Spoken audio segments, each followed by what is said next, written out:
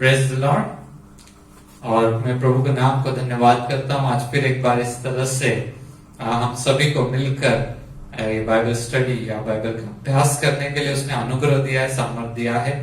मैं रोज देख रहा हूँ अलग अलग जगह पर भारी बारिश और बाढ़ है, और जब मैं वो सब देखता हूँ, चित्र वीडियोस को देखता हूँ, चित्र को देखता हूँ, और मैं ऐसा मतलब बहुत भयंकर है। कोरोना है और लोग घरों के अंदर है, लेकिन घरों के अंदर भी नहीं रह सकते क्योंकि बाढ़ आ गई है या बिजली चली गई है, बहुत सारा तकलीफ है।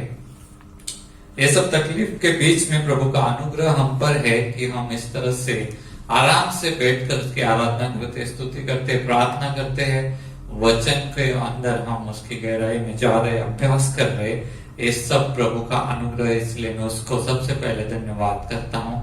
आइए सबसे पहले हम प्रार्थना करेंगे और इस वचन को उसके हाथ में हम सौंपेंगे। प्रभु मैं आपको धन्यवाद करता हूँ, स्तुति करता हूँ, इस समय आपने दिया है, अनुग्रह दिया है। आज के इस दिन में हर एक जन जो इसको देख रहा है प्रभु उसको आशीषित कीजिए, बाद में जो देखेंगे उन सभी को आशीषित कीजिए प्रभु। ऐसे में प्रार्थना और विनती करता हूँ, हमारे आंखों को खोलिए ताकि हम आपको देख सके, कानों को खोलिए ताकि आपके वचन को सुन सके, और दिल को खोलिए ताकि आपके दिल को हम समझ सके। प्रभु परमेश्वर इस वचन को प्रभु मेरे द्वारा आप ही बातचीत कीजिए। पवित्र आत्मा हम सभी लोग आपके चरणों में समर्पित होते फिर एक बार प्रभु परमेश्वर, और प्रभु आशीषित कीजिए, समझने के लिए अनुग्रह दीजिए, इसके ऊपर चलने के लिए सामर्थ्य बनाइए। ऐसे में प्रार्थना और विनती करता हूँ।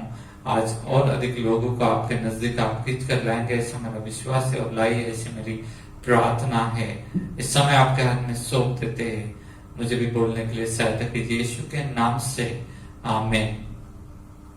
तो पिछले दिनों में हमने पवित्र आत्मा के बारे में बहुत सारी बातें सीखी, और सबसे पहली बात में मैंने जो बात की थी कि पवित्र आत्मा के बारे में वो जो चिन्ह है उनके बारे में हम सीख रहे हैं। और पिछली बार हमने देखा कि पवित्र आत्मा जो है कि आग है, और पवित्र आत्मा के बारे में, आग के बारे में बहुत सारी जगह पर है वचन में। और आग जो है वो शुद्ध भी करती है, और ऐसे शुद्ध करती है, मैंने कहा था कि जिसको पानी के द्वारा या हवा के द्वारा शुद्धता नहीं ला सकते, वहां पर जो है आग के द्वारा शुद्ध किया जाता है, और बाइबल इसके बारे में बोलता है। तो पवित्र आत्मा हर एक विश्वासी के जीवन में शुद्धता लाता है, और अंदर से बहुत गहराई तक आग शुद्धता करती है, वैसे गहराई तक पवित्र आत्मा हमें शुद्ध करते हैं। और जो सिंबल है पवित्र आत्मा का, नमक, उसके बारे में हमने देखा था कि नमक क्या करता है, प्रिजर्व करता है, या जिसको हम संभाल करके रखता है लंबे समय तक या आखिर तक, उसके बारे में मैंने बात किया था। फिर मैंने बात किया तेल, पवित्र आत्मा को तेल के द्वारा भी दर्शाया गया है। उसमें भी जो अन्नार्पण के अंदर का तेल, उसका कार्य क्या है वो मैंने बताया था। फिर मैंने बताया था कि दीप वृक्ष के अंदर का जो तेल है उसका कार्य क्या है, और अभिषेक का तेल उसका कार्य क्या है, ये सब बारे में उस तरह से पवित्र आत्मा का कार्य अलग अलग रीति से तेल के द्वारा बताया गया है। और फिर हम आगे गए और दाखरस के बारे में हमने बातचीत किया, बहुत ही सुंदर है। एक्ट्स की किताब 2 अध्याय और 13 से लेकर 15 वचन में हमने देखा था कि इसे दाखरस मनुष्य को आनंदित कर देता है, वैसे पवित्र आत्मा मनुष्य को उत्तेजित और आनंदित, प्रोत्साहित कर देता है, और परमेश्वर के कार्य को करने के लिए वहां पर वो प्रोत्साहन लेकर आता है, एनर्जी को लेकर आता है, और ऐसा बहुत ही सुंदर उसका काम हमने देखा है। फिर भी मैं तेल के बारे में बोलता हूँ। अन्नार्पण के अंदर का तेल जो है, जो रोटी है, वो परमेश्वर को भी प्रसन्न करती है और मनुष्य को भी तृप्त करती है। और इस तरह से अन्नार्पण के अंदर का तेल या हमारे अंदर जो पवित्र आत्मा है वो परमेश्वर को भी संतुष्ट करने वाला हमारा जीवन बना देता है, और मनुष्य को भी तृप्त करने वाला हमारा जीवन बन जाता है। और दूसरी बात जो मैंने बोली थी, जो मंदिर के अंदर दीप वृक्ष के अंदर जो तेल डाला जाता है, वो तेल क्या करता है, प्रकाश लाता है। वैसे ही हमारे अंदर जब पवित्र आत्मा आ जाते हैं तो दुनिया के लिए वो हमें प्रकाश जैसा बना देते हैं। और अभिषेक का जो तेल है वो परमेश्वर के पवित्र आत्मा के अलग अलग कार्यों को बताता है। जैसे राजा का अभिषेक होता था, उस पर तेल उंडेला जाता था, भविष्य वक्ता का अगर किसी को अभिषेक है उस पर तेल उंडेला जाता था, या याजक का किसी के ऊपर अभिषेक है तो उसके ऊपर तेल उंडेला जाता था। तो ये जो अभिषेक का तेल है अलग अलग कार्यों को दिखाता है और नए नियम में चंगाई और चंगाई को भी दर्शाता है। तो पवित्र आत्मा के बहुत सारे कार्यों को हम इन दिनों में जो चिन्ह के रूप में दिखाया है उसको हम अभ्यास कर रहे हैं। आइए हम आगे के चिन्हों में हम जाएंगे। पवित्र आत्मा को बीज इस चिन्ह से भी दर्शाया गया है। बीज बीज का मतलब क्या है, पवित्र आत्मा का कार्य क्या है, हम देखेंगे। हम वचन पढ़ेंगे पहले यूहन्ना 3 अध्याय और 9वां वचन। पहले यूहन्ना 3 अध्याय और 9वां वचन। जो कोई परमेश्वर से जन्मा है, जो कोई परमेश्वर से जन्मा है वह पाप नहीं करता, वो पाप नहीं करता, क्योंकि उसका बीज उसमें बना रहता है। क्योंकि उसका बीज मतलब परमेश्वर का बीज उसमें बना रहता है। यहाँ पर जिस बीज के बारे में बात कर रहे हैं वो पवित्र आत्मा के बारे में बात कर रहे हैं, क्योंकि उसका बीज उसमें रहता है, पवित्र आत्मा उसमें रहता है और उसी के कारण हम क्या करते नहीं है, पाप नहीं करते, पाप कर नहीं सकते, ऐसा वहां पर लिखा है। आइए एक और वचन हम पढ़ेंगे, यूहन्ना की किताब 14वां अध्याय और 16वां वचन। यूहन्ना की किताब 14 अध्याय और 16वां वचन। मैं पिता से विनती करूंगा, मैं पिता से विनती करूंगा और वह तुम्हें एक और सहायक देगा, वह तुम्हें एक और सहायक देगा, कि वह सर्वदा तुम्हारे साथ रहे। कि वह सर्वदा तुम्हारे साथ रहे। तो पिता क्या करेगा, एक सहायक देगा। और वहां पर उस वचन में क्या लिखा है, क्योंकि उसका बीज तुम में रहता है इसीलिए तुम पाप नहीं करते। और बहुत सुंदर है, कितना भी हम पढ़ेंगे मुझे बहुत खुशी हो रही है आज इस वचन को बांटने में। बहुत सारे लोग इस पे ऊपर प्रश्न पूछते हैं, मैं भी ऐसा ही था, मैं भी प्रश्न पूछता था, ऐसा कैसा मुझे पवित्र आत्मा मिला है फिर भी मैं पाप करता हूँ। बहुत सारे लोगों का यही प्रश्न रहता है। लेकिन उस वचन को जब हम पढ़ते हैं हम क्लियरिटी में आ जाएंगे, स्पष्टता में आ जाएंगे। पवित्र आत्मा ही वो बीज के रूप में हम में है। उस पर जब हम ध्यान देते हैं, उस पर हम जब अपना सारा कंसंट्रेशन करते हैं कि मुझ में पवित्र आत्मा है, रहने के लिए आया है, अनंत कालिकता तक वास करने के लिए पवित्र आत्मा मुझ में दिया गया है, तब हम जो है पाप नहीं करते। पवित्र आत्मा हम में पवित्र स्वभाव लेकर आता है। हालेलुया। और पाप करने का कोई इच्छा हम में बाद में रह नहीं जाता। फिर एक बार उस वचन को हम पढ़ेंगे, यूहन्ना के पहले यूहन्ना 3 अध्याय और 9वां वचन। पहले यूहन्ना 3 अध्याय और 9वां वचन।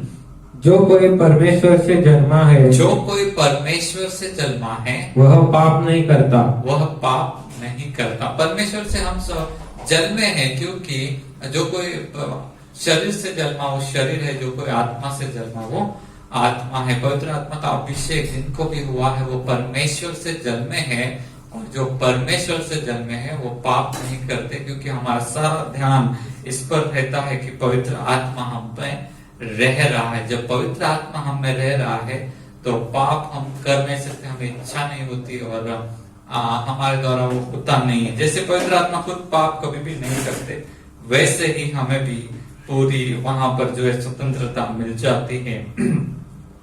लेकिन क्या हम पवित्र आत्मा को पूरी स्वतंत्रता दे रहे हैं कि हमारे अंदर वो काम करे? जब हम इस तरह से पिछले दिनों में, पिछले रविवार में इसी के बारे में मैंने बात किया, क्या हम पवित्र आत्मा को पूरी स्वतंत्रता दे रहे हमारे जीवन में, ताकि हमसे कोई भी पाप न हो? ये प्रश्न आपके ऊपर मैं देता हूं और आप इसके ऊपर विचार कीजिए। कितना सुंदर जीवन है अगर हमने पवित्र आत्मा को पूरी स्वतंत्रता दी काम करने के लिए हमारे जीवन में। तो सुंदर बात ये होगी कि हम कभी भी पाप नहीं करेंगे। हालेलुया।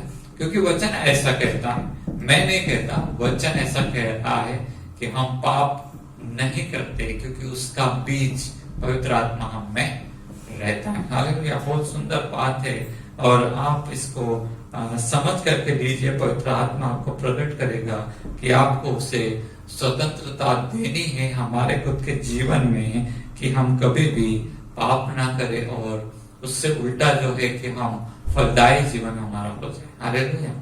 बहुत सारे लोग पवित्र आत्मा को रोकते हैं और उनकी खुद की इच्छाओं पर चलते हैं और इसीलिए उनका जीवन फलदायी नहीं होता। आगे अगले चिन्ह में हम जाएंगे। अगला चिन्ह जो है वो सील या छाप या शिक्का, मराठीमध्ये त्याला शिक्का म्हणतात। इफिस्करस पत्र पहिला अध्याय आणि 13वां वचन आपण वाचू। इफिसियों की किताब पहला अध्याय और 13वां वचन हम पढ़ेंगे। पवित्र आत्मा को छाप के चिन्ह के द्वारा दर्शाया गया है। इस चिन्ह का क्या मतलब है मैं आगे बताता हूँ, ये वचन पढ़ेंगे। और उसी में तुम पर भी जब तुमने सत्य का वचन सुना जो तुम्हारे उद्धार का सुसमाचार है और जिस पर तुमने विश्वास किया, प्रतिज्ञा की हुए पवित्र आत्मा की छाप लगी। प्रतिज्ञा की हुई पवित्र आत्मा की छाप लगाई गई या जिसको हम सील बोलते। पुराने जमाने में लोग क्या करते थे कि मोम जो रहता था, मोम उसको लेकर, वो बहुत एक्सपेंसिव था, महंगा था उस जमाने में, और उसको लेकर वो लोग जो भी कागज है या जो भी लेटर है या पत्र है उसको बंद करते थे और उसके ऊपर मोम डालते थे, और मोम डालने के बाद वो सील हो जाता था। अभी हम गम से चिपकाते हैं, लेकिन उन दिनों में वो क्या करते थे, मोम डालते थे, सील करते थे, और उसके ऊपर जो राजा रहता था, अधिकारी रहता था, वो अपनी अंगूठी की छाप लगा देता था। मोम जब भी गर्म रहता है तो नरम रहता है, तो उसके ऊपर जब दबाते हैं अंगूठी को तो वहां पर वो छाप लग जाती थी। इस तरह से इस उदाहरण को लेकर पौलुस हमें पवित्र आत्मा के बारे में कुछ सच्चाई, आत्मिक सच्चाई जो है वो प्रकट करना चाहता है, और वो कहता है कि आपके ऊपर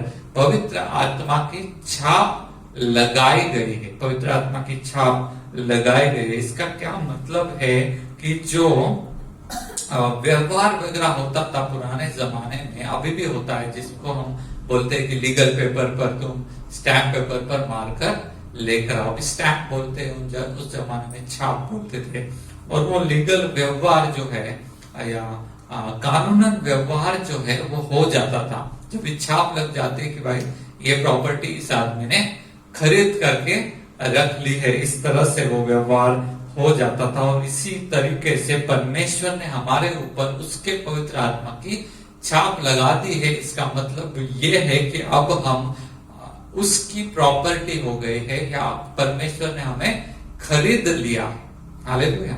जो खरीद लेता है उसकी छाप लग जाती है, वैसे परमेश्वर ने हमें खरीद लिया और पवित्र आत्मा की छाप हम पर लगा दी है। इसका मतलब यह होता है कि हम परमेश्वर की निज संपत्ति है।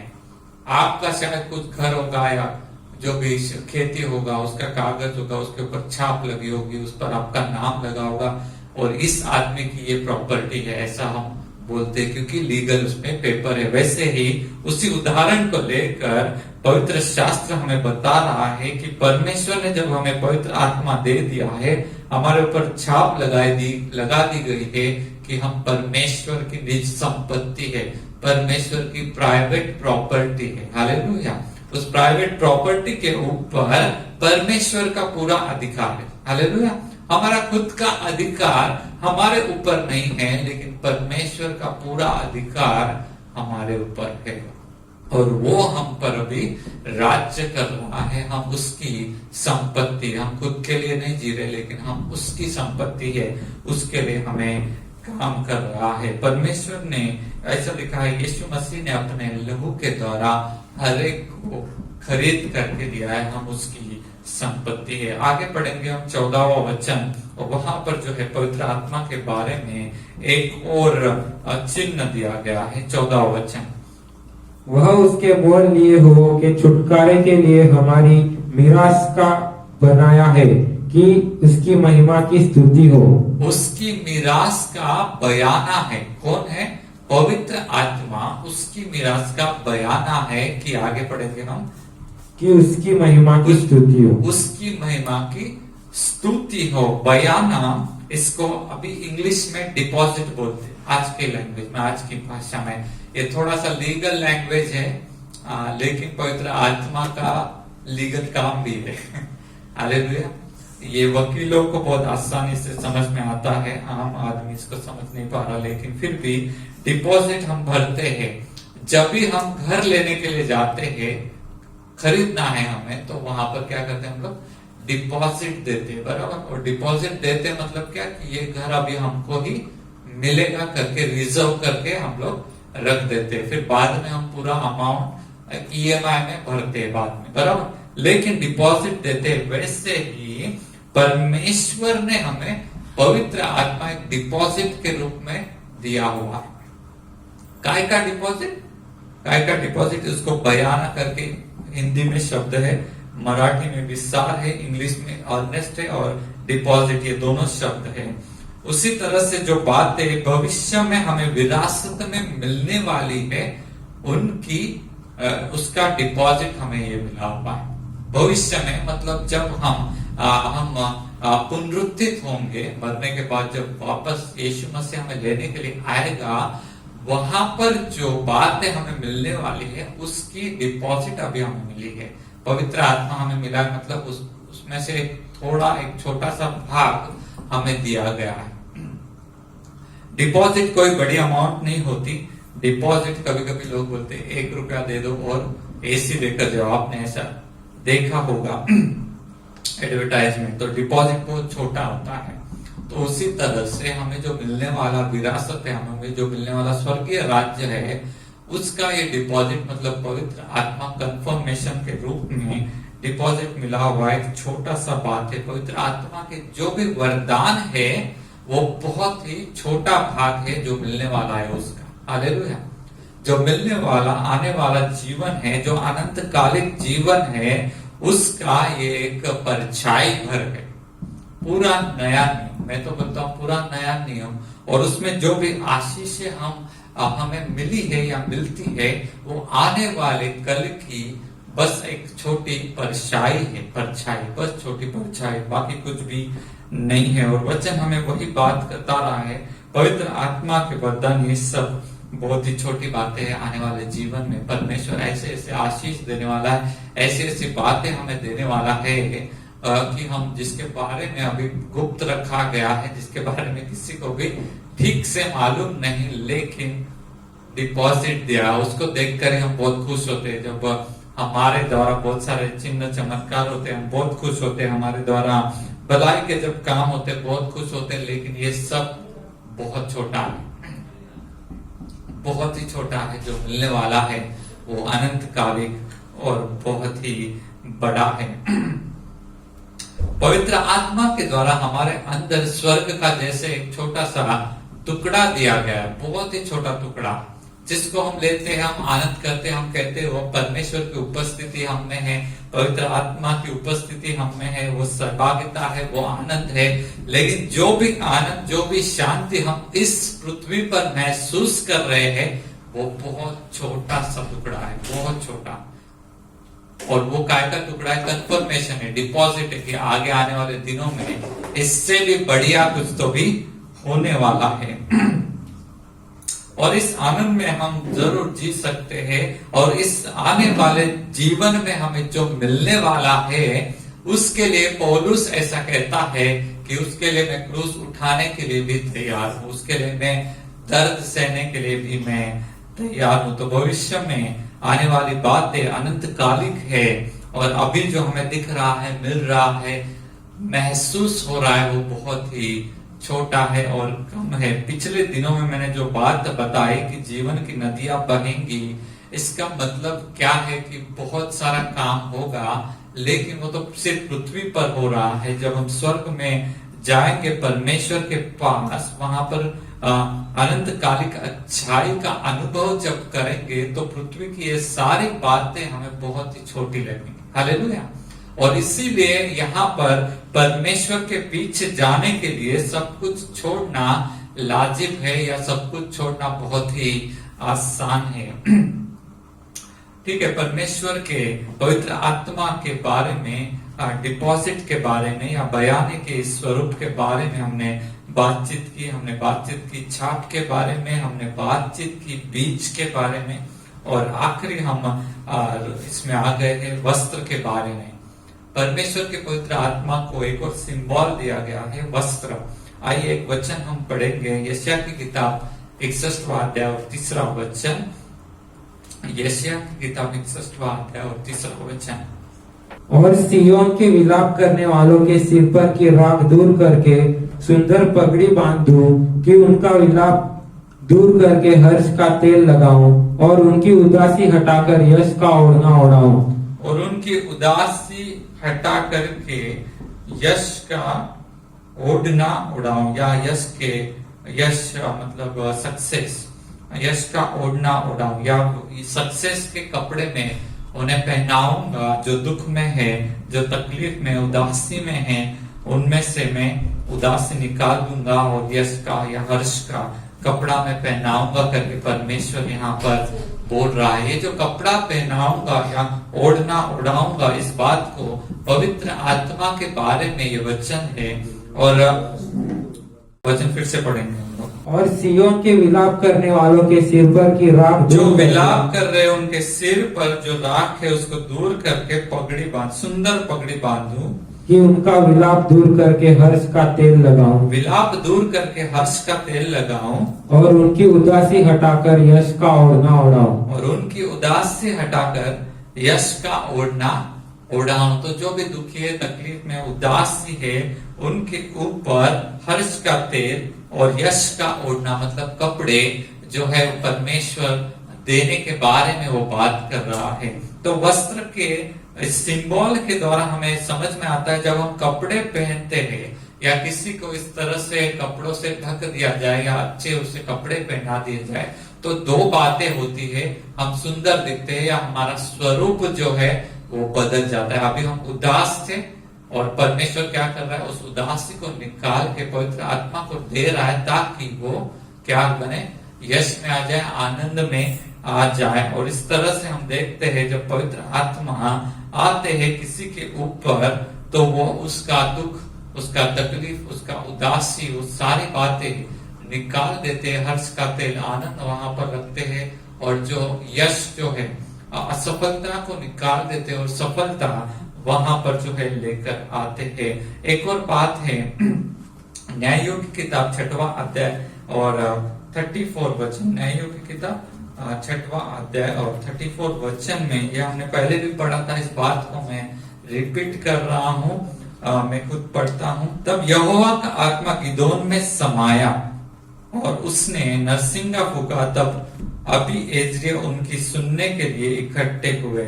यहाँ पर हम देखते हैं कि यहोवा का आत्मा गिदोन में समाया। यहाँ पर भी ये जो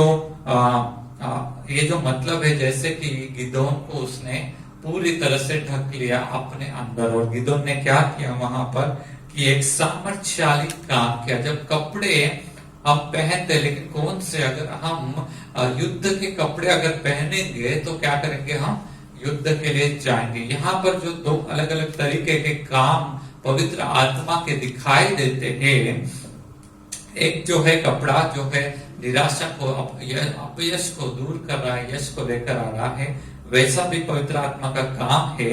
और ये जो कपड़ा गिदियोन पर डाल रहा है, जिसके बारे में पहले भी मैं बोल चुका हूँ, यहाँ पर गिदियोन सामर्थ्यशाली काम कर रहा है, युद्ध में जाकर युद्ध को जीत रहा है। तो ऐसे पवित्र आत्मा के अलग अलग काम है जो वस्त्र के बारे में लिखा है। पवित्र आत्मा क्या करता है, ओढ़ता है। ओढ़ता है का मतलब पूरी तरह से उसका स्वरूप बदल जाता है। अभी वो जो उदासी में था वो अचानक खड़ा रह जाएगा और युद्ध के लिए भी चला जाएगा। हालेलुया। इस तरह से पूरा मतलब उस व्यक्ति का व्यक्तिमत्व पूरी तरह से बदल जाता है। कपड़े पहनने के बाद वो सुंदर ही दिखता है, उतना ही नहीं, लेकिन वो इतना सामर्थ्यशाली बन जाता है कि वो वहां पर लड़ाई के लिए भी जा सकता है। पवित्र आत्मा आने के बाद ये सारे काम हमारे लिए वो करता है। पहली बात मैंने बताई कि हम पाप नहीं करेंगे क्योंकि उसका बीज हम में रहता है। दूसरी बात मैंने बताई वो है कि उसका छाप हम पर मारा गया है, मतलब हम उसकी प्रॉपर्टी है। तीसरी बात मैंने जो बताई वो है डिपॉजिट, मतलब जो कुछ भी पवित्र आत्मा हमें दिया गया है वो आने वाले कल की सिर्फ एक परछाई है, डिपॉजिट है। आने वाला कल इतना सुंदर है जिसको सिर्फ डिपॉजिट में दिया। डिपॉजिट बहुत छोटा बात रहता है, तो डिपॉजिट में पवित्र आत्मा के जो भी काम बहुत सुंदर है, अभी जो कर रहे हैं वो भी बहुत सुंदर है, लेकिन आने वाला समय इतना ज्यादा सुंदर होगा कि जिसको हम यहाँ पर जो है परमेश्वर ने छिपाया है पूरी तरीके से नहीं बताया, वो छिपा करके रखा है जिसको हम सोच नहीं सकते, शब्दों में यहाँ पर लिखा हुआ नहीं है। एक और पवित्र आत्मा का काम है वस्त्र के जैसे, मतलब पूरी तरह से उस व्यक्ति को बदल देना, जो उदास है निराश है उसको बदल कर ऐसा सामर्थ्य बनाना कि वो लड़ाई के लिए भी तैयार होकर वहां पर जाए और लड़ाई करे और जीत भी जाए। इस तरह से हम देखते सुंदर पवित्र आत्मा के कार्य हमारे जीवन के अंदर है, और जितना भी हम उसके संगति में रहते हैं उतना हमें उसके बारे में समझता है, परमेश्वर के बारे में समझता है। लेकिन ट्रेजेडी बहुत बार, ये दुख की बात जो मैंने बताई पिछली बार भी, कि लोग पवित्र आत्मा को जानते नहीं, पहचानते नहीं है, उसके साथ रहना नहीं चाहते, उसके साथ चलना नहीं चाहते, जबकि परमेश्वर की आत्मा के कार्य जब हम देखते हैं वो इतने ज्यादा सुंदर है कि वो समझने के बाद उसको छोड़कर जाने की इच्छा आपको बिल्कुल भी नहीं होगी। और मैं विश्वास करता हूँ इस वचन के द्वारा आप आशीषित हुए हैं, मैं खुद भी आशीषित हुआ हूँ, और मैं खुद नहीं चाहता कि मैं परमेश्वर की आत्मा को छोड़कर अपना जीवन अपनी मर्जी से जीऊं, और मैं विश्वास करता हूँ आप भी नहीं चाहेंगे। आइए हम दुआ करते हैं। प्रभु मैं आपको धन्यवाद करता हूँ, स्तुति करता हूँ इस सुंदर अच्छे समय के लिए। पवित्र आत्मा हम आपको धन्यवाद करते हैं, आप अनंत कालिक रीति से हमारे अंदर रहने के लिए आ गए, हमारे दोस्त बन गए। हम आपको धन्यवाद करते, स्तुति करते प्रभु। आज के इस दिन में इस वचन के अनुसार चलते रहने के लिए, हमारा जीवन जीने के लिए हमें सहायता कीजिए, हमारे और गहराई से हमारे साथ दोस्ती कीजिए, और अधिक बातें हमें सिखाइए। ऐसे में प्रार्थना और विनती करता हूँ प्रभु, आज इस वीडियो को देखकर जितने भी लोग चाहते हैं कि उनको भी पवित्र आत्मा मिले, उनका भी दोस्ती पवित्र आत्मा के साथ हो जाए प्रभु, उनके लिए हम प्रार्थना करते हैं, आप अपना आत्मा उनके ऊपर उंडेल दीजिए प्रभु परमेश्वर, उनको भी सामर्थ्य से भरिए, उनको भी चंगाई से भरिए, उनको भी वरदानों से भरिए, उनको भी अपने अच्छाई से भरिए प्रभु। ऐसे में प्रार्थना और विनती करता हूं, उनके भी सारे दृष्टिकोणों को बदल दीजिए, और प्रभु परमेश्वर उनको भी आत्मिक रीति से, शारीरिक रीति से, भावनिक रीति से, हर एक रीति से सुंदर बनाइए, सामर्थ्य बनाइए। ऐसे में प्रार्थना और विनती करता हूँ, धन्यवाद करता हूँ प्रभु। हम विश्वास करते हैं जितनों ने इस वचन को ग्रहण किया है, विश्वास किया है, उतनों को आपने जरूर पवित्र आत्मा देकर आशीषित किया। इस समय और सभी लोगों को आपके हाथ में सौंपते यीशु मसीह के नाम से मांगते हैं, आमीन। मैं प्रभु को धन्यवाद करता हूँ, आपका ये आज का ये हफ्ता आपको आशीषित जाए। इस वचन पर आप जरूर मनन कीजिए, चिंतन कीजिए, प्रभु आपको आशीषित करे।